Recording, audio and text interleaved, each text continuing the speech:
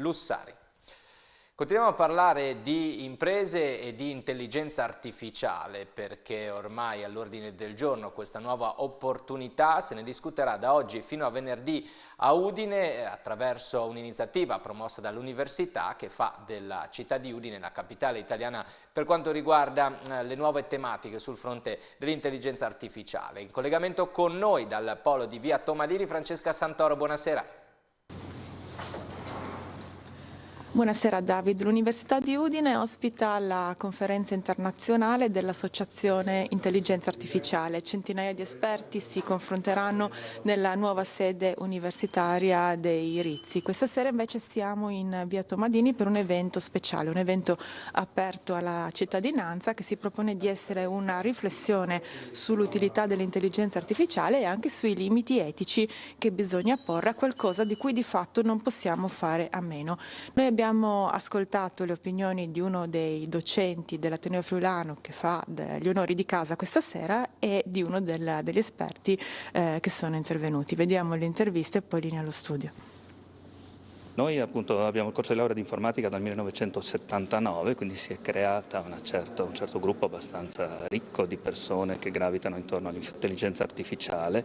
Siamo una quarantina di ricercatori all'Università di Udine, abbiamo un corso triennale in Internet of Things, Big Data and Machine Learning, che è una parte di intelligenza artificiale, una laurea magistrale in Artificial Intelligence and Cyber Security con l'Università di Klagenfurt, abbiamo un dottorato di ricerca in intelligenza artificiale e informatica, quindi abbiamo tutta la filiera oltre ai corsi di laurea in informatica tradizionali e sostanzialmente appunto abbiamo un ruolo riconosciuto in Italia in questo contesto. Vivere con o senza l'intelligenza artificiale, qual è il limite che si può e si deve porre? Allora, il limite è l'uso benefico di questa tecnologia. Io mi interesso di robotica e quindi vado a intercettare quelle contaminazioni tra un settore molto vasto come l'intelligenza artificiale e tutta la parte di ingegneria che riguarda un contesto robotico, un contesto meccatronico. Perché questo è importante? Perché nel momento in cui si vuole realizzare un sistema intelligente, noi abbiamo l'esigenza di trattare una elevata quantità di dati e di avere delle informazioni sensoriali, cioè i nostri strumenti digitali utilizzano la voce, il video, delle foto, delle immagini.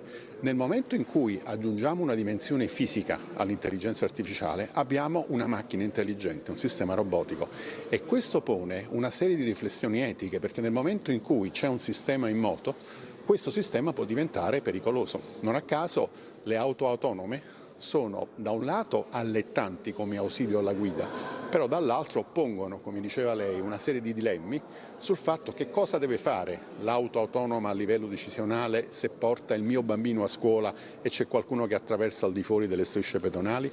E quindi la riflessione non può riguardare solo un contesto scientifico e dell'ingegneria, per quanto mi compete a noi robotici, ma evidentemente coinvolge esperti anche delle scienze umanistiche, quindi filosofi, esperti di etica, esperti di psicologia, esperti anche di etologia.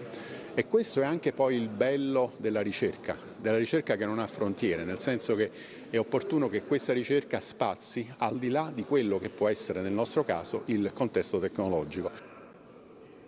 E nonostante le nuove